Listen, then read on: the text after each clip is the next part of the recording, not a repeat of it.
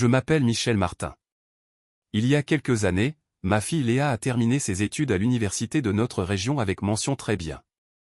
La grande salle de l'université ressemblait à une ruche bourdonnante. Les rubans des diplômés, le bruissement des nouveaux diplômes, les larmes émues des mères et les éclairs des appareils photo. Tout se mêlait dans une grande fête. Léa, son diplôme avec les plus grands honneurs en main, s'est éclipsée un moment de la salle étouffante vers le square de l'université, où les vieux tilleuls offraient de la fraîcheur et la possibilité de respirer. Ses doigts fins serraient avec soin la couverture du diplôme. Enfin, les 4 années d'études économiques étaient derrière elle. Devant elle, la vie adulte dont elle avait tant rêvé pendant les nuits blanches avant les examens. Léa a exposé son visage à la légère brise de juin et a fermé les yeux. L'odeur sucrée des tilleuls en fleurs lui donnait un peu le vertige. Une voix masculine inconnue s'est fait entendre derrière elle. Léa s'est retournée et a vu un jeune homme en costume bleu marine strict, grand, large d'épaules, avec des yeux marron vifs et des fossettes aux joues. Il lui tendait un verre d'eau embuée. « Je ne suis pas la plus intelligente », s'est-elle troublée. « J'aime simplement étudier. » Le diplôme dit le contraire. Il a tendu la main. Vincent Leclerc, du département de technologie des productions alimentaires. J'ai terminé mes études par correspondance il y a 1 an. Léa Martin. Elle a serré prudemment sa main forte.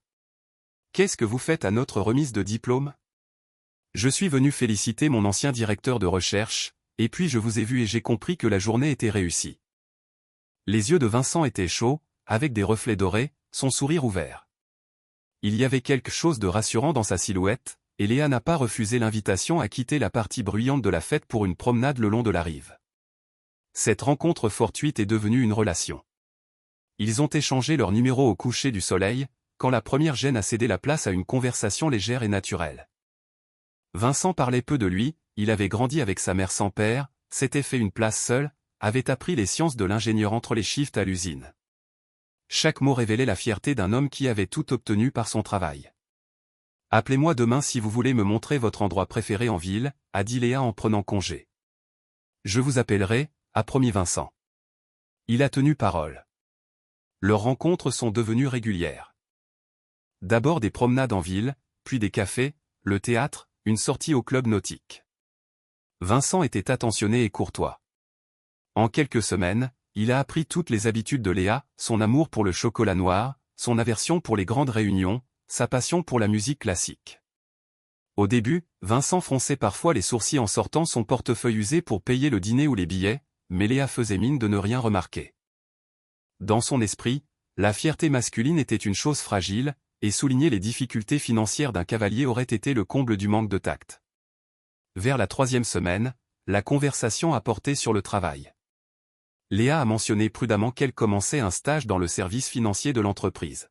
« Quelle entreprise ?» a demandé Vincent comme par hasard. « Notre entreprise familiale de minoterie. Mon père dirige, et j'apprends les bases. J'aime ça. C'est du travail vivant, une vraie production. » Martin et fils, a soufflé Vincent. La plus grande de la région. Je ne savais pas que ton père était celui-là.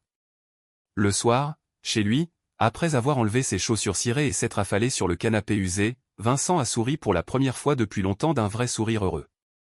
Il imaginait déjà la maison de campagne, la voiture personnelle, peut-être même un petit bateau. Tout ce dont il avait rêvé. La chance lui souriait enfin. Cette nuit-là, il n'a pas dormi, réfléchissant à chaque prochaine étape. À la fin juin, j'ai remarqué des changements chez ma fille. Léa rayonnait, répondait souvent à côté et s'attardait de plus en plus après le travail. Un soir, au dîner, elle a demandé la permission d'amener quelqu'un à la maison. J'ai souri avec compréhension. « Qui est-ce » ai-je demandé en posant le journal. « Un ingénieur en technologie, papa. Très intelligent et honnête. Il a tout obtenu seul. Sa mère a élevé seule, il n'avait pas de père, mais il... » Attends, petite sauterelle, ai-je coupé. Je ne demande pas la généalogie, je demande, qui est-il pour toi? Léa a rougi et baissé les yeux. Je crois que je suis tombée amoureuse, a-t-elle murmuré. Vraiment. J'ai voulu dire quelque chose de sage, mais une douleur sourde a traversé mon poignet gauche et je n'ai fait que faire un geste de la main. Amène ton ingénieur. On verra quel homme c'est. Vincent est arrivé avec un bouquet pour Léa et une bonne bouteille de cognac pour moi. Le costume gris foncé lui allait parfaitement, les cheveux bien coiffés, la chemise blanche et la cravate complétaient l'image d'un homme sérieux. Léa l'a à peine reconnu, tant il avait changé. Je l'ai accueilli avec réserve, en l'évaluant. J'ai serré sa main, l'ai invité à table, lui ai posé quelques questions générales. Mon cœur de père s'est méfié quand le jeune homme a commencé à vanter notre entreprise avec un enthousiasme excessif, comme s'il avait appris par cœur une brochure publicitaire.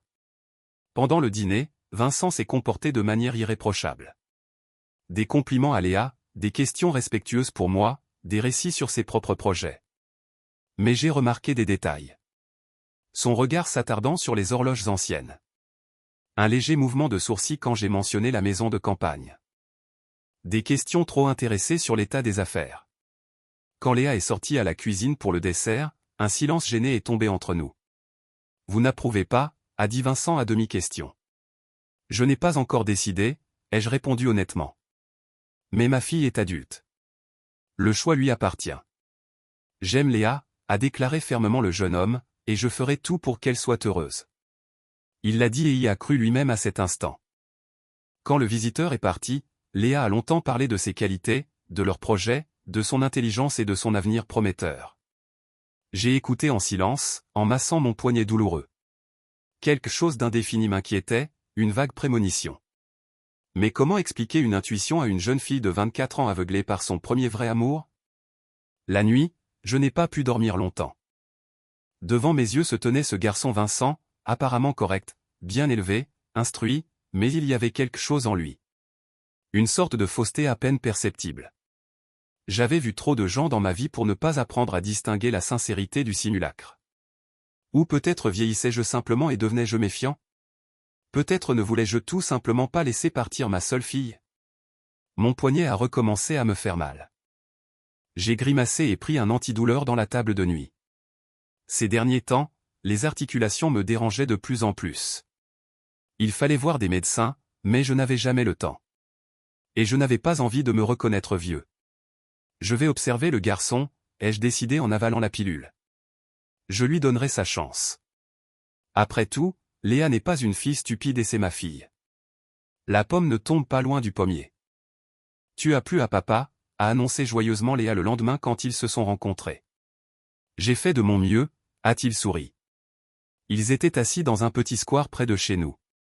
La soirée de juin respirait un vent chaud, sentait l'herbe fraîchement coupée et le lilas. Tu sais, a soudain dit Vincent en prenant la main de Léa, j'ai longtemps réfléchi. Nous nous connaissons depuis seulement un mois, mais j'en suis sûr. Tu es celle que j'ai cherchée toute ma vie. Il a sorti de sa poche une petite boîte en velours. Il y avait mis presque toutes ses économies, mais Vincent n'en doutait pas. Le jeu en valait la chandelle. Veux-tu m'épouser? Léa est restée figée, n'en croyant pas ses yeux. Dans la boîte ouverte scintillait une modeste bague avec un petit diamant. C'est trop rapide, a-t-elle murmuré. Quand on sait vraiment, le temps n'a pas d'importance, a objecté Vincent en la regardant droit dans les yeux. Dans son regard se lisait la détermination d'un homme qui avait fait son pari et était prêt à aller jusqu'au bout. Il savait qu'il n'y avait pas de retour en arrière. Devant lui, soit la vie dont il avait toujours rêvé, soit le retour à la misère et à la végétation. Oui, a soufflé Léa après une longue pause. Je veux t'épouser. Un baiser a scellé les fiançailles, et Vincent s'est intérieurement félicité pour le premier pas vers une nouvelle vie. Une vie où il ne compterait plus jamais les centimes et n'aurait plus honte de ses origines, une vie qu'il méritait. Et pourtant, quelque part au fond de son âme, il avait honte de son calcul. La noce a eu lieu à la mi-juillet, modeste, sans tapage inutile. Léa a insisté pour se passer d'une grande réception. Vincent, bien qu'intérieurement déçu, il imaginait un festin grandiose digne de la fille du propriétaire de la plus grande entreprise de la région, n'a pas objecté. Ce n'était pas la noce qui comptait, mais le mariage, se persuadait-il. Et ce qui suivrait. Nous nous sommes mariés à la mairie en présence de quelques invités, mon vieil ami Pierre Dubois, la mère de Vincent, une femme sèche au regard éteint, et quelques proches amis de Léa. Après la cérémonie, tout le monde est venu chez nous, où une table festive était dressée. C'est alors que j'ai fait au jeune marié mon cadeau. Mes enfants, ai-je commencé en me levant avec un verre de champagne. Ma main tenant le cristal a tremblé, trahissant une crise de douleur, mais ma voix est restée ferme. J'ai construit toute ma vie mon entreprise non seulement pour moi, mais pour l'avenir, pour ma famille. Et maintenant est venu le moment où notre entreprise familiale de minoterie trouve une nouvelle vie, avec des mains jeunes et des idées fraîches. J'ai fait une pause, et regardé les invités silencieux et continué, à partir d'aujourd'hui, vous, Léa et Vincent, devenez copropriétaires de l'entreprise avec le droit de prendre des décisions et d'apporter des changements. Je reste président du conseil d'administration, mais je vous transmettrai progressivement la gestion opérationnelle. Vincent a pâli de surprise. Il comptait sur un bon poste dans l'entreprise, mais pas directement en tant que copropriétaire. Il n'avait même pas osé en rêver. Le verre a tremblé dans sa main, renversant quelques gouttes sur la nappe. Papa. Léa était déconcertée. C'est trop. Nous ne sommes pas encore prêts. Vous apprendrez, ai-je souri. À mes côtés? Et je n'ai pas le choix. Ce maudit arthrite progresse. J'ai grimacé en frottant mon poignet. Les médecins insistent sur le repos et la réduction de la charge. Vincent a été le premier à se ressaisir. Merci, Michel, a-t-il dit avec émotion. Je jure que je ne vous décevrai pas. Je ferai tout pour la prospérité de l'entreprise. Et en lui-même il a pensé, voilà. Le destin vient lui-même dans mes mains. La lune de miel, les jeunes ont décidé de la passer à la maison de campagne, un endroit pittoresque au bord du lac, à 1 heure de route de la ville. On l'appelait « maison de campagne », par vieille habitude, bien que ce soit en réalité une véritable propriété à la campagne. Quand Vincent l'a vue pour la première fois, il n'a pas pu cacher son admiration. « C'est magnifique », a-t-il murmuré en sortant de la voiture. Un vrai paradis. Devant lui s'ouvrait un tableau idyllique, une pinette descendant vers la surface lisse du lac, des allées soignées bordées de fleurs, un ponton en bois avec un bateau se balançant au bord. Papa a acheté cette maison il y a 4 ans, a expliqué Léa en sortant les valises du coffre. Bien qu'il y vienne rarement, il est tout le temps à l'entreprise. Ils se sont installés à la maison de campagne, profitant du silence et du calme. Léa dirigeait la maison avec plaisir, cuisinait, créait du confort. Vincent, lui, passait des heures sur la véranda avec les documents que je lui avais transmis, s'imprégnait des subtilités des affaires, étudiait les chiffres, établissait des plans. Le soir, il avait souvent mal à la tête, mais il continuait obstinément à travailler, comprenant que c'était sa chance. Le 3e jour de leur séjour à la campagne, un événement s'est produit qui a changé l'atmosphère des vacances. Ils se promenaient le long du rivage du lac quand ils ont vu un homme âgé et un petit garçon en train de pêcher depuis un ponton en bois. « Simon » a joyeusement exclamé Léa en agitant la main. Le vieil homme s'est retourné, son visage ridé s'est illuminé d'un sourire bienveillant. « Léa, vous êtes venue vous reposer, et moi je suis en train d'apprendre à mon petit-fils à pêcher. » Le garçon, maigre, avec des yeux sérieux pour son âge, s'est détourné de la contemplation du flotteur et a regardé attentivement les invités. « Je vous présente » a dit Léa en présentant Vincent. « C'est mon mari, Vincent. »« Enchanté de faire votre connaissance » a dit posément le vieil homme en tendant sa main calleuse. « Simon Moreau, et voici mon petit-fils Théo. » Le garçon a hoché silencieusement la tête. Dans son regard se lisait de la méfiance envers l'inconnu. « Moreau » a répété Vincent, « c'est votre nom de famille. » « Oui, mon garçon, autrefois cette maison de campagne nous appartenait. Nous y avons vécu de longues années. » Léa a jeté un regard rapide à son mari, l'avertissant de ses questions, et a invité les Moreau à prendre le thé. En chemin vers la maison, Simon a raconté l'hiver passé, comment le lac était gelé jusqu'en avril, les premières fleurs du printemps. Vincent soutenait poliment la conversation, mais cette visite non désirée l'irritait. Il avait prévu de passer la soirée à analyser les rapports financiers. Quand ils se sont installés sur la véranda avec du thé et de la confiture maison, le petit Théo a soudain parlé, « Vous savez, dans cette maison, autrefois c'était ma chambre. » Il a désigné le bureau où Vincent avait installé son espace de travail. « Il y a encore des marques sur le mur, comme je grandissais. Maman les faisait au crayon. » Simon l'a doucement arrêté. « Inutile, mon garçon. »« Pourquoi ?» s'est étonné Léa. « J'aimerais beaucoup connaître l'histoire de la maison. » Le vieil homme s'est tu un moment, comme pour rassembler ses pensées. « C'était une histoire difficile, ma petite. Pas joyeuse. » Il a soupiré. « Nous avons construit cette maison en famille. D'abord avec ma femme, ensuite notre fille a grandi et a aidé. Chaque poutre, chaque planche a été posée de nos mains. Sa voix a tremblé, et Théo s'est blotti silencieusement contre son grand-père comme pour le soutenir. Il y a environ 7 ans, ma femme est tombée malade. Un cancer cruel, impitoyable. Nous ne l'avons pas sauvée, bien que toutes nos économies soient parties dans les traitements. Et 3 ans plus tard, notre belle-fille, la même maladie, comme une malédiction. Notre fils Lucas est parti travailler dans le Nord pour gagner de l'argent pour les soins. Et il y est resté. Simon a respiré lourdement. Il ne restait plus que nous deux avec Théo, et plus d'argent. Des dettes pour les traitements. Il a fallu vendre la maison.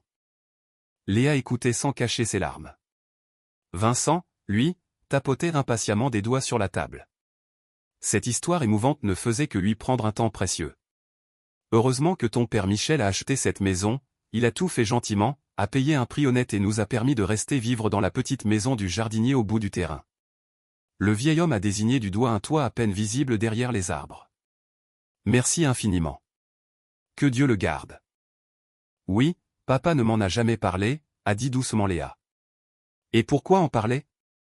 Les bonnes actions se font en silence. Simon a souri en chassant les souvenirs tristes. Il nous a aidés ensuite aussi. Ma pension est petite, et il faut élever le garçon. Tantôt il aide avec des produits, tantôt avec des vêtements pour Théo, tantôt il apporte des médicaments. Un vrai homme. Vincent écoutait avec une irritation croissante. Il s'avérait que son beau-père n'avait pas seulement acheté la maison, mais continuait à entretenir cette famille. Un vieil homme sentimental. On ne fait pas des affaires comme ça. Dans les affaires, il n'y a pas de place pour la pitié et la charité. Quelle histoire touchante, a dit Vincent avec une politesse affectée. Mais je pense qu'il est temps pour nous de retourner à nos affaires. J'ai encore beaucoup de documents ce soir. Léa a jeté un regard perplexe à son mari, mais sais-tu. Les Moreau se sont préparés à partir. Revenez nous voir, a dit Simon en partant. J'ai du miel maison et du poisson fumé pour vous. Quand les invités sont partis, Vincent n'a pas pu se retenir, comment peuvent-ils venir comme ça, aussi simplement, comme chez eux, Léa, s'est-il exclamé. C'est leur ancienne maison. Et ils sont si malheureux. Ancienne est le mot-clé, a coupé son mari. Maintenant c'est notre propriété, et je ne veux pas qu'un vieil homme avec un gamin traîne ici en me distrayant de mon travail.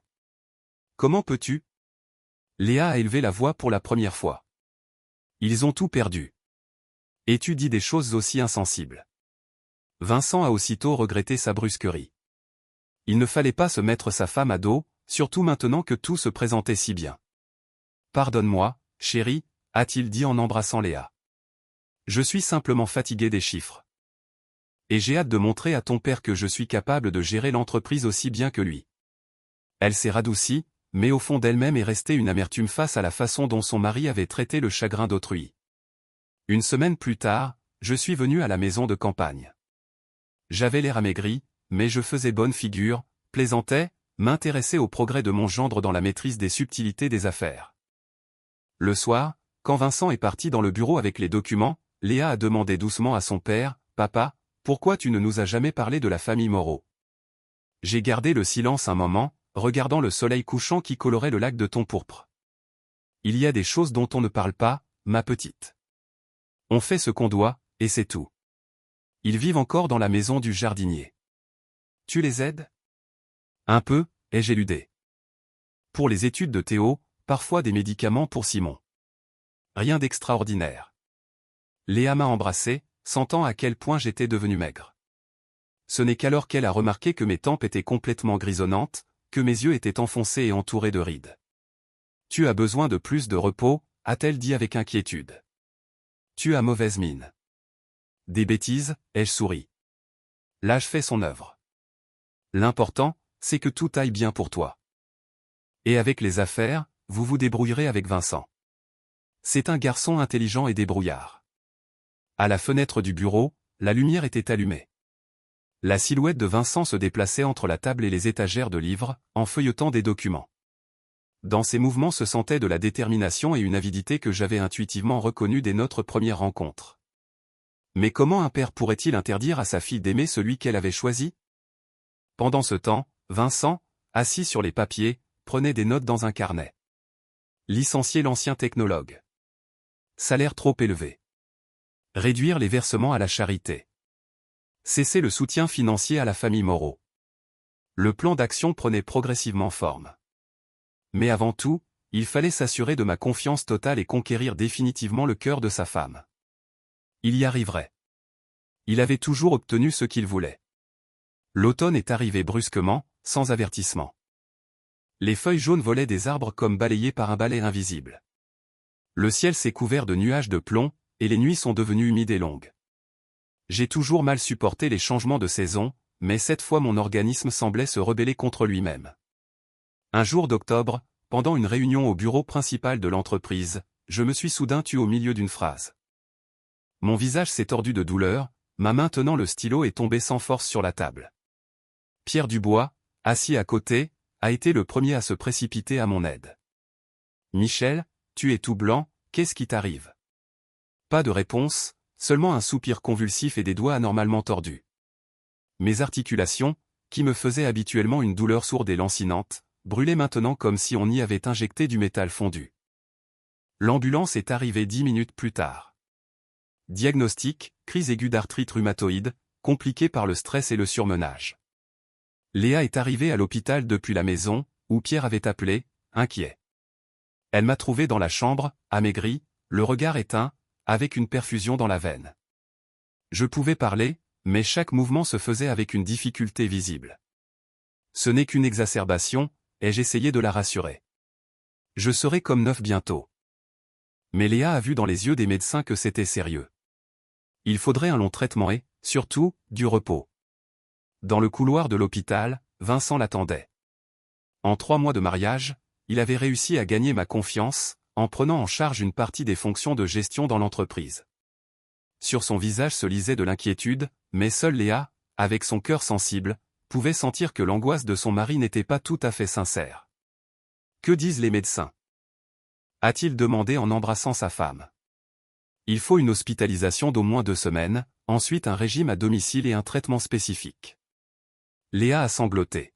« C'est de l'arthrite rhumatoïde, Vincent. Elle va progresser. Papa pourrait devenir handicapé. » Vincent l'a serré plus fort, mais dans sa tête un plan d'action se construisait déjà. La maladie de son beau-père ouvrait de nouvelles possibilités, bien plus larges que ce qu'il avait pu espérer au départ. « Ne t'inquiète pas, chérie, je prends en charge l'entreprise, et toi tu t'occuperas de ton père. Tout ira bien. » Le lendemain, Vincent a rendu visite au médecin traitant, seul, sans sa femme. Il s'est fait apprécier avec des cadeaux, du cognac et des bonbons pour les infirmières. Il a parlé avec cœur, a demandé des nouvelles de ma santé, puis comme par hasard a demandé « Docteur, dites-moi franchement ce que je dois faire ?» Mon beau-père ne dort pas la nuit à cause de la douleur, mais il s'obstine, ne veut pas prendre de forts antidouleurs. Il a peur de la dépendance, dit-il, et il souffre. Le médecin a regardé avec compréhension, cas classique, beaucoup de patients âgés refusent les médicaments efficaces.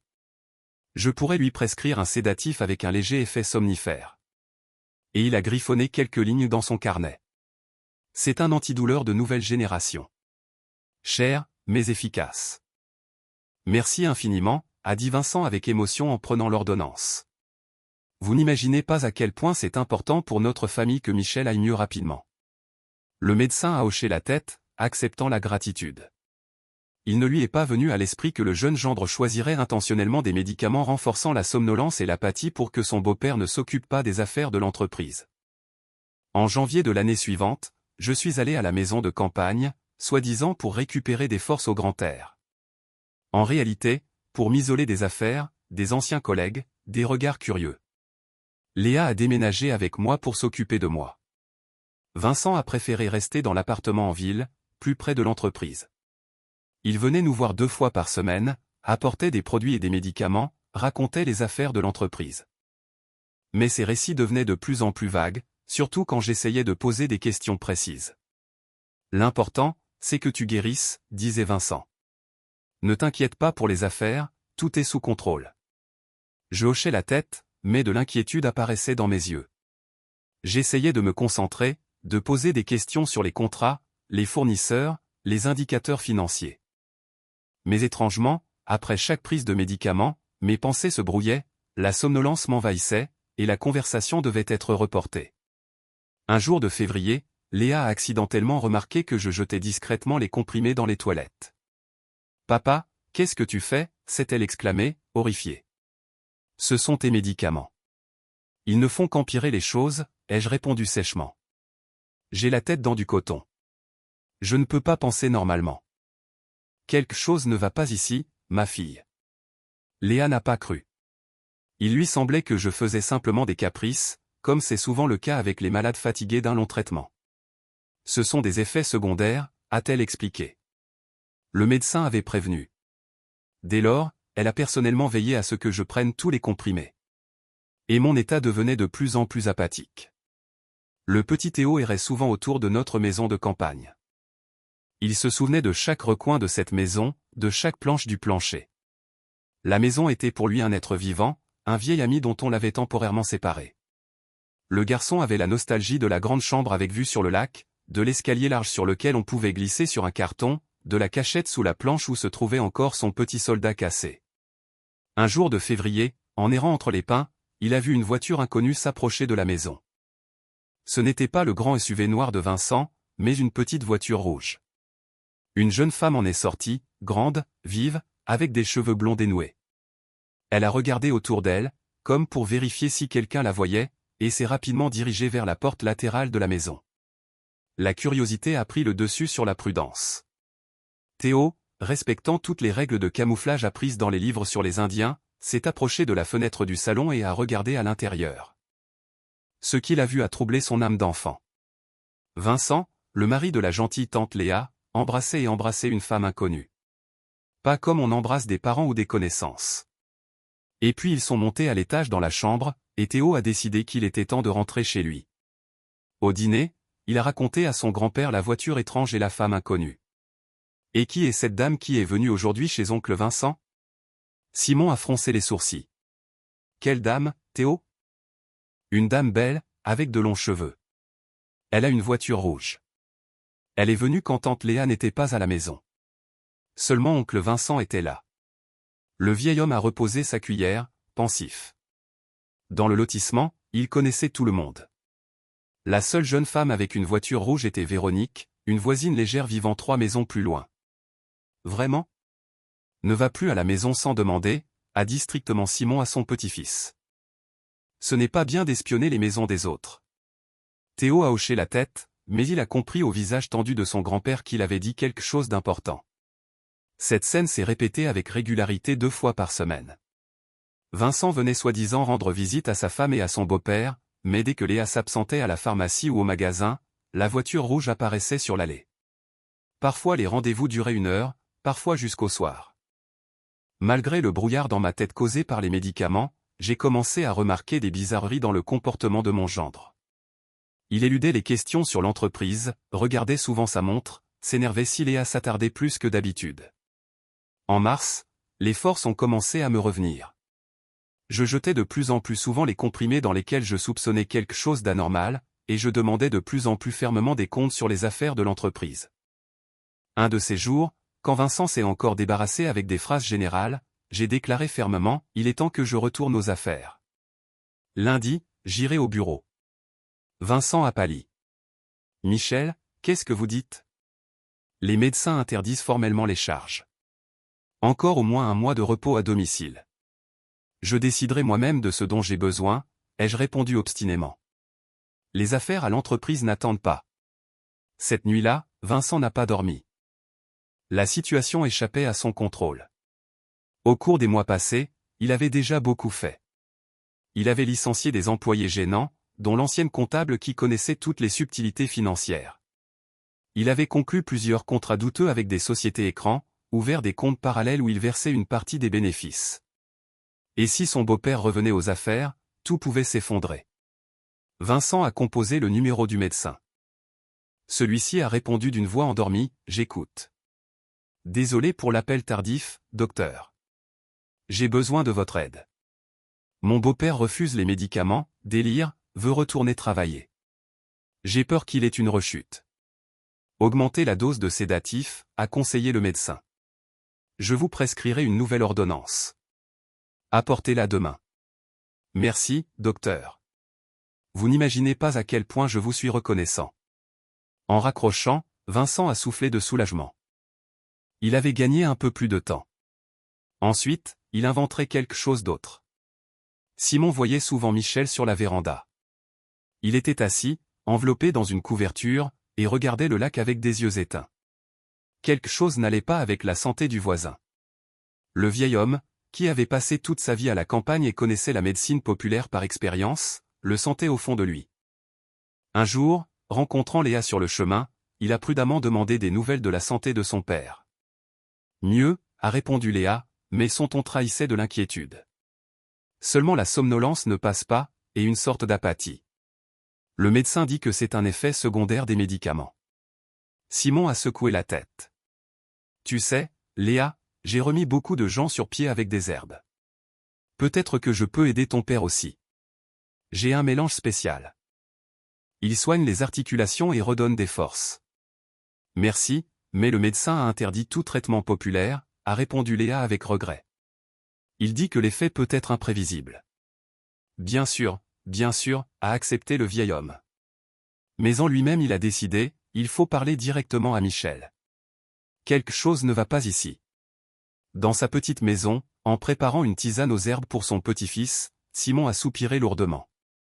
Il voyait arriver cette femme sans honte Véronique, il voyait Michel dépérir sous ses yeux, il voyait Léa, débordée de soucis, ne pas remarquer l'évidence. Et il sentait qu'un malheur approchait de cette maison. Un malheur terrible et inévitable.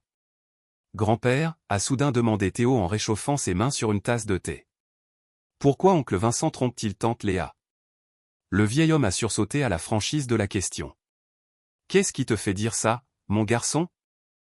Je vois tout, a simplement répondu le garçon. J'ai grandi ici. C'est notre maison, grand-père. Et je crois qu'oncle Vincent fait quelque chose de mal. Simon s'est lourdement assis sur une chaise. Un garçon de 8 ans, comme c'est souvent le cas avec les enfants, voyait ce que les adultes, absorbés par leurs problèmes, ne remarquaient pas, ce n'est pas à nous de juger les adultes, Théo, a dit doucement le vieil homme. Mais la vérité finit toujours par sortir. C'est la loi de la vie. Une nuit d'avril a enveloppé le lotissement d'une obscurité dense. La pluie crépitait sur le toit, martelant un rythme inquiet. Léa était assise au chevet de son père, qui s'était enfin endormi d'un sommeil agité après une nouvelle crise de douleur. Ces derniers jours, je refusais de plus en plus souvent les comprimés, malgré ses supplications. Il m'empoisonne, Léa, répétais-je avec une obstination inhabituelle. Soudain, le silence a été brisé par le bruit d'une voiture qui arrivait. Léa a sursauté. Vincent n'était censé arriver que le lendemain. En regardant par la fenêtre, elle a vu la voiture familière de Pierre Dubois, mon vieil ami et allié. Son cœur a tressailli, quelque chose était arrivé, sinon Pierre ne serait pas venu à une heure pareille. Elle s'est glissée hors de la chambre, a refermé doucement la porte et s'est dépêchée à la rencontre de l'invité. Pierre se tenait sur le perron, trempé, les yeux rouges de fatigue et un porte-document bien rempli à la main. « Léa, excuse-moi pour la visite tardive », a-t-il dit d'une voix rauque. Mais on ne peut plus attendre. C'est sérieux. Dans le salon où elle l'a conduit, Pierre a d'abord demandé des nouvelles de ma santé. Il dort, a répondu Léa. Il a eu des jours difficiles. Qu'est-ce qui se passe, Pierre? Le vieil ami s'est lourdement assis dans un fauteuil et a ouvert son porte-document. Ton mari, Léa, ruine l'entreprise. Il a sorti une liasse de documents. Regarde. Au cours des 3 derniers mois, il a licencié la moitié des anciens employés, y compris la comptable principale Marie. À leur place, il a mis ses propres gens, venus on ne sait d'où, sans expérience dans la minoterie. Léa a secoué la tête avec incrédulité. Vincent disait qu'il faisait une optimisation, que les anciens cadres ne suivaient pas les technologies modernes. Optimisation, a amèrement souri Pierre. Voilà ton optimisation. Il lui a tendu plusieurs contrats. Ses fournisseurs sont apparus de nulle part. Les prix sont gonflés de 30 à 40%. Et tu sais qui sont les vrais propriétaires? Des camarades de ton mari. Léa a parcouru les lignes des yeux. Il ne pouvait pas y avoir d'erreur. Dans les contrats, en noir sur blanc, figuraient des sommes qui donnaient le vertige. Mais ce n'est pas le plus important, a continué Pierre en sortant un autre dossier. Vincent a falsifié la signature de ton père sur plusieurs grosses transactions. Regarde. Voici un contrat de crédit pour une somme énorme. Et voici les documents de vente d'une partie des actifs de l'entreprise. Tout avec de fausses signatures de Michel. Léa regardait les papiers sans en croire ses yeux. La signature ressemblait vraiment à la mienne, mais avec des différences à peine perceptibles qu'une personne très proche pouvait reconnaître. Ce n'est pas possible, a-t-elle murmuré. Vincent n'aurait pas pu. Si, a dit fermement Pierre, et il a fait plus. J'ai commencé à soupçonner quand il m'a interdit de communiquer avec Michel, soi-disant sur recommandation des médecins. J'ai creusé, vérifié les documents. Et hier, Marie m'a appelé, elle a dit qu'elle avait découvert de grosses irrégularités dans la comptabilité avant son licenciement.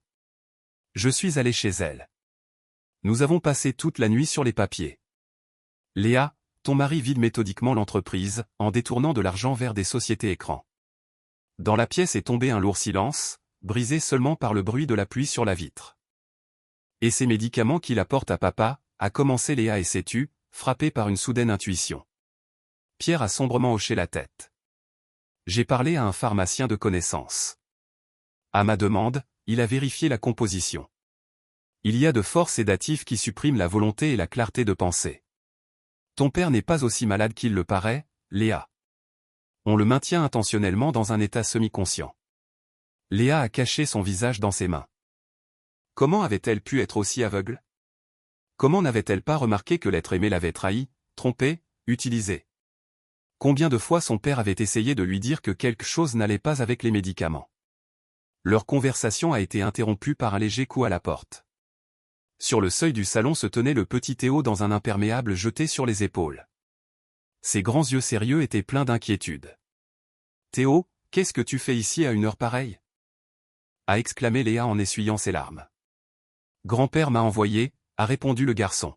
« Il a dit que vous pourriez avoir besoin d'aide. » Le vieux Simon, apparemment, avait remarqué l'arrivée de Pierre et avait senti que quelque chose n'allait pas. Simon avait toujours eu un flair particulier pour les malheurs.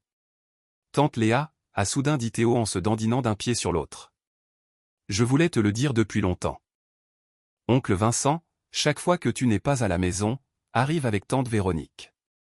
Ils s'embrassent, puis montent à l'étage dans la chambre. Léa a senti le sol se dérober sous ses pieds. Pierre a à peine eu le temps de la rattraper pour qu'elle ne tombe pas. Véronique, a-t-elle répété d'une voix sans vie. Moreau, la voisine. Théo a hoché la tête. Elle a une voiture rouge. Ils viennent le jour et tirent les rideaux. C'en était trop. Tromperie, vol, trahison, tout s'est effondré sur Léa d'un coup, comme une avalanche. Mais au lieu de l'écraser, cette avalanche a éveillé en elle une détermination qu'elle n'attendait pas d'elle-même. Pierre, a-t-elle dit en se redressant, nous allons en ville. Tout de suite. Je dois voir tout de mes propres yeux. Et Michel, s'est inquiété Pierre. Je vais demander à Simon de veiller sur lui jusqu'au matin, et ensuite j'appellerai un bon médecin, un vrai, qui sortira papa de cet état. Le matin a trouvé Léa dans le bureau principal de l'entreprise. Elle n'avait jamais pensé que son entreprise familiale pourrait paraître aussi étrangère. De nouveaux gardes à l'entrée, des visages inconnus dans les couloirs, des regards méfiants de la secrétaire. Le bureau, autrefois le mien est maintenant occupé par Vincent, frappé par son luxe, meubles coûteux, cendriers en cristal, cognac de collection dans le bar. Quand tout cela était-il apparu ici? Les coffres-forts de la comptabilité se sont avérés vides. Aucun original de documents importants. Seulement des copies, dont beaucoup, comme l'a confirmé Marie appelée par Pierre, étaient falsifiées. Regardez, montrait l'ancienne comptable en feuilletant des dossiers. Tous ces factures sont émises au nom de sociétés écrans. L'argent part, la marchandise n'arrive pas ou arrive à des prix gonflés. Un schéma classique de détournement de fonds. À midi, suffisamment de preuves pour saisir la police s'étaient accumulées dans le bureau de Léa. Elle a appelé l'enquêteur chargé des crimes économiques, un vieil ami à moi. Vincent est arrivé au bureau vers 14 heures, sûr de lui, souriant dans un costume coûteux. En voyant sa femme dans le bureau de son beau-père, il s'est figé un instant sur le seuil, mais s'est vite ressaisi. Léa, quelle surprise! Tu ne m'avais pas prévenu que tu venais. Je ne m'y attendais pas moi-même, a répondu froidement Léa en regardant l'homme qu'elle croyait connaître et aimer. Assieds-toi, Vincent. Nous devons parler. Il s'est assis dans le fauteuil en face, gardant un air insouciant. Mais Léa a remarqué que les jointures de ses doigts étaient devenues blanches, serrant convulsivement les accoudoirs. « Je sais tout », a simplement dit Léa. Les faux contrats, les sociétés écrans, les signatures falsifiées de papa et Véronique. Le visage de Vincent a changé, comme si un masque glissait, révélant son vrai visage. Ses yeux se sont plissés. Ses lèvres se sont tordues en un sourire méprisant. « Qu'est-ce que tu peux savoir, idiote ?» a-t-il craché. « Tu crois que j'ai épousé par amour ? Avec une fille aussi naïve, ce que je voulais, c'était l'entreprise. Et toi, tu n'étais qu'un moyen de l'obtenir. » Léa a sursauté comme si elle avait reçu une gifle, mais n'a pas détourné le regard. « La police arrive. »« Tu es arrêté, Vincent. »« N'importe quoi », a-t-il bondi en renversant le fauteuil. « Personne ne prouvera rien. Tous les documents sont nettoyés, les témoins intimidés. C'est mon entreprise maintenant. » À ce moment, la porte s'est ouverte et 2 policiers sont entrés dans le bureau, accompagnés d'un homme d'âge mûr en civil, l'enquêteur.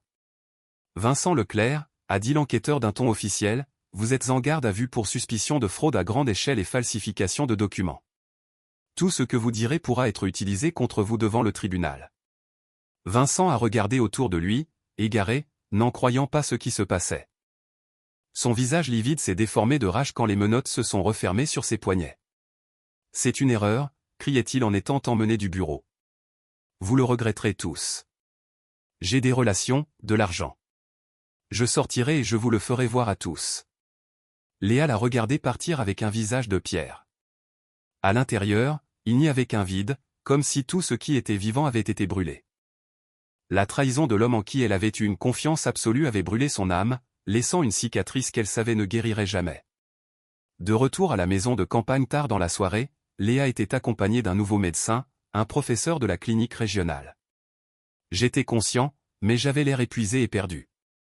Il faut éliminer les médicaments de son organisme », a dit le professeur après l'examen. « Ensuite, nous commencerons progressivement le traitement correct de l'arthrite, mais le processus de récupération sera long. » Quand le médecin est parti, laissant des instructions détaillées, Simon s'est approché de la maison. Dans ses mains, il tenait un sac en toile avec des herbes sèches. « Ne m'en veux pas, ma petite », a-t-il dit en tendant le sac à Léa. « C'est de la grande camomille, de la valériane, de l'écorce de chêne. Une ancienne recette pour les douleurs articulaires. On fait infuser en tisane. Ça ne guérira pas, bien sûr, mais ça soulagera et normalisera le sommeil. » Léa a remercié le vieil homme en l'embrassant. « Merci pour tout, et pour avoir envoyé Théo hier. Le garçon y tenait, il voulait venir », a souri Simon. « Il considère votre maison comme la sienne. Il voit tout, il remarque tout. Le cœur d'un enfant est pur, il sent le mensonge à des kilomètres. Cette nuit-là, j'ai dormi calmement pour la première fois depuis longtemps, sans douleurs atroces, après avoir bu la décoction d'herbes préparée selon la recette du vieux Simon. Léa était assise à mon chevet, me tenant la main, et pensait à tout ce qui l'attendait, reprendre le contrôle de l'entreprise, les procédures judiciaires, restaurer la réputation de l'entreprise. Mais l'essentiel, c'est que nous étions de nouveau ensemble, mon père et moi, et qu'il n'y aurait plus de mensonges entre nous. À l'aube, quand les premiers rayons du soleil ont touché la surface du lac, Léa est sortie sur le perron. Un vent printanier frais agitait ses cheveux, emportant l'amertume de la trahison. Elle savait que tout ne faisait que commencer. Devant elle, un chemin difficile vers la reconstruction, mais maintenant elle avait la force de le parcourir. La salle du tribunal, malgré son espace et ses hauts plafonds, semblait étroite et étouffante à Léa. Elle était assise droite, les épaules redressées, essayant de ne pas regarder le banc des accusés où se trouvait l'homme qu'elle avait autrefois appelé son mari. Vincent avait l'air amaigri, des ombres sous les yeux, mais son regard gardait toujours de l'arrogance et de la colère. L'enquête avait duré 2 mois. 2 mois de travail minutieux pour restaurer les documents, trouver des témoins, récupérer les actifs de l'entreprise. J'aidais ma fille dans la mesure de mes forces, en me remettant progressivement de l'empoisonnement par des médicaments puissants. Les remèdes populaires de Simon opéraient des miracles. Les douleurs articulaires reculaient, la clarté de pensée revenait. « Accusé Leclerc, vous avez la parole pour votre dernière déclaration », a annoncé la juge, une femme aux yeux fatigués et à la bouche dure et déterminée. Vincent s'est lentement levé. Au cours des dernières semaines, il avait revu sa stratégie. Au lieu de nier l'évidence, il a décidé de jouer la carte du repentir, espérant une peine avec sursis. Monsieur le Président, a-t-il commencé d'une voix tremblante, je regrette profondément ce que j'ai fait. Les circonstances ont fait que je me suis retrouvé entraîné dans une situation qui... Il a fait une pause, comme pour choisir ses mots, qui m'a dépassé. J'ai agi seul. J'avais des conseillers. Je suis prêt à coopérer avec l'enquête et à donner des noms. Léa écoutait ce discours faux avec dégoût. Même maintenant, acculé, Vincent continuait à mentir, à se débattre, à rejeter la faute sur les autres. Le verdict a été prononcé après une demi-heure de délibération des juges. 3 ans avec sursis et 5 ans de mise à l'épreuve, remboursement intégral du préjudice à l'entreprise, confiscation des biens acquis par des moyens criminels. Ça aurait pu être pire, a dit l'avocat de la famille après l'audience. L'important, c'est que toutes vos demandes civiles soient satisfaites. L'entreprise vous appartient de nouveau entièrement. Léa a hoché silencieusement la tête. Elle n'éprouvait ni joie ni soulagement, seulement de la fatigue et un sentiment de vide. Le divorce a été prononcé rapidement, sans complications. Vincent n'a pas réclamé les biens acquis pendant le mariage. Il voulait simplement disparaître au plus vite de la vie des Martin et recommencer ailleurs, plus loin. Une soirée de juin à la maison de campagne était chaude et sans vent. J'étais assis sur la véranda pour la première fois depuis longtemps sans couverture et inhalais avec plaisir l'arôme des pommiers en fleurs. Simon s'est approché de moi avec une tasse de tisane aux herbes fraîchement préparées. « Tiens, Michel, mon mélange spécial, il redonne des forces. »« Merci, Simon, » ai-je dit avec gratitude en prenant la tasse. « Tes herbes m'ont remis sur pied. » Aucun médicament importé n'a aidé autant. Le vieux Simon s'est assis à côté. Son visage ridé, habituellement calme et sage, semblait préoccupé aujourd'hui. « Quelque chose ne va pas ?» ai-je demandé en remarquant le changement. Simon s'est tu un moment, comme s'il hésitait à commencer la conversation, puis a sorti de sa poche une enveloppe usée. « Tiens. J'ai reçu ça hier d'une association de recherche de personnes disparues. Je leur avais fait une demande il y a 3 ans pour retrouver mon fils Lucas. J'ai pris l'enveloppe avec des doigts tremblants. Et alors, ils l'ont trouvé. Peut-être, a répondu doucement le vieil homme. Ils disent qu'il y a un homme sans papier dans une maison de repos dans une ville voisine, avec une perte partielle de mémoire. Par l'âge et les signes, il ressemble à Lucas. Il a été amené là-bas du Nord il y a 5 ans après un accident sur une plateforme de forage. Traumatisme crânien, perte de mémoire. Tu vas y aller ? J'irai, a hoché Simon. Seulement ? Il a hésité. Mon cœur flanche un peu. Le voyage est long, et je ne peux pas laisser Théo seul. J'ai regardé le voisin avec compréhension. Tu veux que Léa et moi t'aidions ? Si vous gardez Théo chez vous pendant quelques jours pendant que je fais le voyage. Pas seulement Théo, ai-je dit fermement, mais nous irons avec toi. Léa te conduira. Elle a une bonne voiture, elle connaît la route. Les yeux du vieux Simon se sont mouillés. Merci, Michel. Que Dieu te garde. La maison de repos se trouvait en périphérie d'une ville voisine. Un bâtiment en briques d'un étage, entouré de vieux tilleuls. Léa a garé la voiture devant le portail et a aidé Simon à descendre du siège avant. Le vieil homme était nerveux, sortant sans cesse de sa poche la photo de son fils et l'essuyant avec sa manche, comme si la poussière pouvait empêcher la reconnaissance. L'infirmière de service nous a conduits dans la chambre où se trouvait le patient que les bénévoles avaient jugé ressemblant au fils disparu. L'homme sur le lit d'hôpital était maigre, avec des yeux profondément enfoncés et des cheveux blonds clairsemés. Il regardait la fenêtre avec indifférence, ne réagissant pas à l'arrivée des visiteurs. Chambre numéro 17. Le patient a été admis il y a 5 ans, a expliqué doucement l'infirmière. Traumatisme crânien grave, amnésie partielle. Il n'avait pas de papier sur lui, seulement des vêtements de travail avec l'écusson d'une compagnie pétrolière. Simon s'est lentement approché du lit, scrutant le visage amaigri. « Lucas » a-t-il appelé d'une voix tremblante. « Mon fils, c'est moi, ton père. » Le patient a lentement tourné la tête. Dans son regard a brillé quelque chose, de la non-reconnaissance, plutôt une vague inquiétude. « Je ne vous connais pas » a-t-il dit doucement. La voix. C'était sa voix, un peu rauque, avec des intonations caractéristiques. Le cœur du vieil homme s'est mis à battre plus vite. Le docteur disait, « Tu dois avoir une tache de naissance sur l'épaule » a dit Simon. « Et une cicatrice au poignet droit d'un coup de serpe quand tu étais gamin. » L'homme a froncé les sourcils avec méfiance, mais a laissé retrousser la manche de sa chemise d'hôpital. Sur la peau pâle du poignet apparaissait clairement une vieille cicatrice en forme de demi-lune. Et la tache de naissance, a demandé le vieil homme avec espoir. Le patient a hésité, puis a baissé le col de sa chemise, découvrant son épaule. Là, à la base du cou, une petite tache de naissance en forme d'étoile irrégulière fonçait. Léa, se tenant à l'écart, a senti une boule lui monter à la gorge. C'était lui, Lucas Moreau, le fils disparu de Simon, le père du petit Théo. Mon fils, le vieil homme ne retenait plus ses larmes. C'est vraiment toi? Mon Dieu, enfin. Les formalités administratives ont pris 2 jours. Il fallait des certificats, des résultats d'analyse ADN, une confirmation officielle d'identité.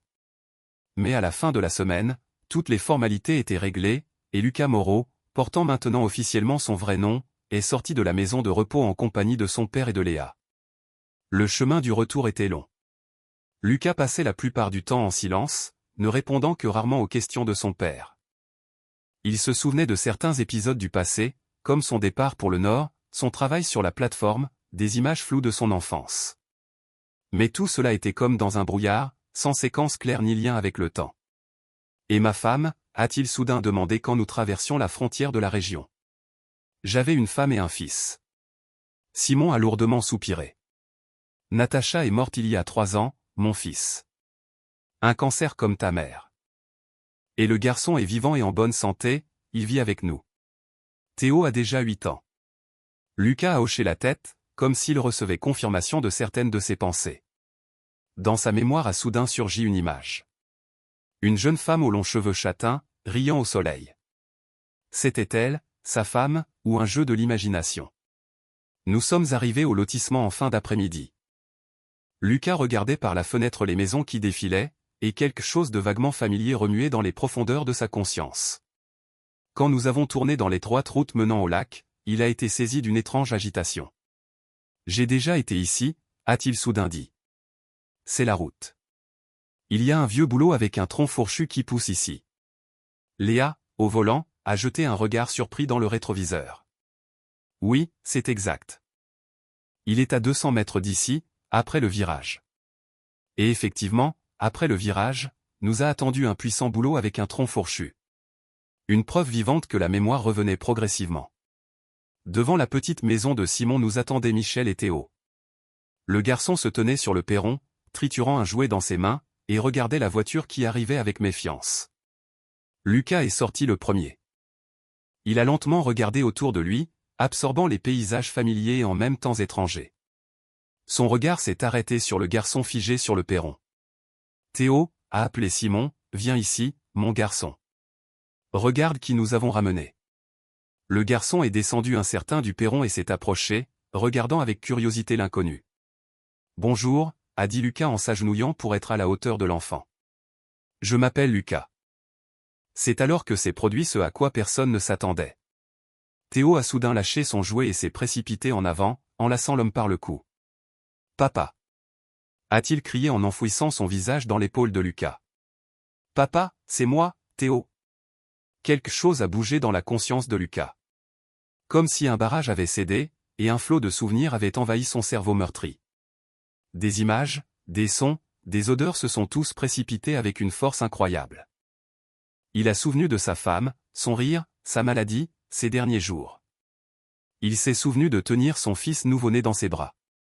Il s'est souvenu de son départ pour le Nord, du dur travail sur la plateforme, de l'accident. Théo, a-t-il murmuré en serrant son fils fort contre lui. Mon garçon. Et il a pleuré pour la première fois depuis de longues années d'oubli. L'été est passé inaperçu. Lucas se remettait progressivement. La mémoire revenait par fragments. Il était souvent assis au bord du lac, se remémorant le passé, recomposant une image cohérente de sa vie à partir des éclats de souvenirs. Léa l'aidait comme elle pouvait, lui apportait des livres, lui racontait les événements survenus pendant son absence, s'occupait de Théo, donnant à Lucas la possibilité d'être seul avec ses pensées. Leur première vraie conversation a eu lieu en août, un soir chaud au bord du lac. Le coucher de soleil colorait l'eau de ton pourpre, et l'air était imprégné de l'odeur de résine et de pommes mûres. Mon père m'a parlé de vous, a dit Lucas en levant les yeux de l'eau. De comment vous m'avez aidé à être retrouvé. Merci. Léa s'est assise à côté sur un banc en bois. Il n'y a pas de quoi. Votre père a tant fait pour ma famille. Ces herbes ont littéralement sauvé mon père. Ils ont commencé à parler. D'abord maladroitement, avec des silences, puis de plus en plus naturellement. Lucas racontait sa vie d'avant, son travail de charpentier, ses rêves de construire une grande maison pour sa famille. Léa partageait des souvenirs d'enfance, d'études, de travail à l'entreprise. Tous deux évitaient soigneusement les sujets douloureux de son amnésie et de son mariage raté. Mais progressivement, rencontre après rencontre, ils ont commencé à se confier ce qu'ils avaient de plus intime. Lucas parlait de la douleur de la perte, du sentiment de culpabilité envers son fils qu'il n'avait pas été auprès dans les moments difficiles. Léa racontait la trahison, les espoirs brisés, la peur de faire à nouveau confiance à quelqu'un. Vous savez, a-t-elle dit un jour alors qu'ils étaient assis sur le ponton, les pieds dans l'eau fraîche, je pensais que je ne pourrais plus jamais faire confiance aux gens, que cette blessure ne guérirait pas. Lucas la regardait sérieusement, sans sourire. Et maintenant? Léa a hésité. Maintenant je pense que la vie continue, et peut-être qu'il faut lui donner une autre chance. Leurs doigts se sont touchés sur les planches chaudes du ponton, accidentellement, fugacement, mais aucun des deux n'a retiré sa main. La noce a eu lieu le printemps suivant, discrète, familiale, sans tapage inutile. J'étais là, renforcé et rajeuni grâce au traitement de Simon, et j'ai conduit ma fille avec fierté vers l'hôtel improvisé, installé directement au bord du lac. Lucas l'attendait là, élégant dans un nouveau costume, avec Théo à côté tenant les alliances sur un petit coussin en velours. Simon, ému aux larmes, se tenait un peu à l'écart, n'en croyant pas son bonheur. Sa famille était réunie. Son petit-fils avait retrouvé son père, et son fils un nouvel amour. Nous avons construit pour la jeune famille une nouvelle maison à côté de la maison de campagne, à l'emplacement de l'ancienne maison du jardinier, spacieuse, en bois clair, avec de grandes fenêtres et vues sur le lac. Lucas, revenu à son métier de charpentier, a participé directement à la construction, mettant une part de son âme dans chaque détail. Notre entreprise de minoterie prospérait sous la direction conjointe de Michel et de Léa. Nous avons réintégré les anciens employés, restauré la réputation de l'entreprise, conquis de nouveaux marchés. Lucas ne s'impliquait pas dans les affaires. Il avait d'autres talents et d'autres intérêts. Il faisait ce qu'il aimait, travailler le bois, créer du confort, élever son fils. Au début du printemps suivant, Léa a annoncé la joyeuse nouvelle. Elle attendait un enfant. J'ai rayonné comme le soleil en l'entendant. Je vais être grand-père, enfin, ai-je exclamé en embrassant ma fille. Maintenant, c'est vraiment le moment de prendre ma retraite. Je veux dorloter mes petits-enfants, pas déplacer des papiers. Théo a accueilli la nouvelle d'un futur petit frère ou d'une petite sœur avec enthousiasme. Il planifiait déjà comment il apprendrait au bébé à pêcher, lui montrerait les endroits secrets dans la forêt, lui raconterait des histoires sur le lac. Un soir chaud, quand les nénuphars fleurissaient sur le lac et que le soleil couchant colorait le ciel de tons rose tendre, les deux familles, les Moreau et les Martin, se sont réunis autour d'une grande table sur la véranda ouverte de la nouvelle maison. Simon, ayant revêtu pour l'occasion son vieux costume de sortie, a levé son verre de vin maison. À la vie, a-t-il simplement dit, à ce que tout revient à sa place. À ce qu'après toute tempête vient le calme, à ce que les âmes sœurs se retrouvent toujours, même si le destin les sépare sur des routes différentes. Tout le monde a levé son verre. Léa, la main sur son ventre à peine arrondi, a souri à son mari. Lucas a répondu d'un regard chaud dans lequel se lisait la promesse d'être là, d'aimer, de protéger. J'ai regardé ma fille heureuse et sa famille, et j'ai senti mes derniers doutes s'effacer. Tout était juste, tout était comme cela devait être. Après la nuit noire vient toujours l'aube. Et sur le perron de la maison, dans les rayons du soleil couchant, était assis Théo, caressant le chien de la cour. Le garçon regardait les adultes réunis et sentait, maintenant tout ira bien. Il a de nouveau un père. Il aura un petit frère ou une petite sœur. Il a une maison, une vraie, pleine d'amour et de chaleur.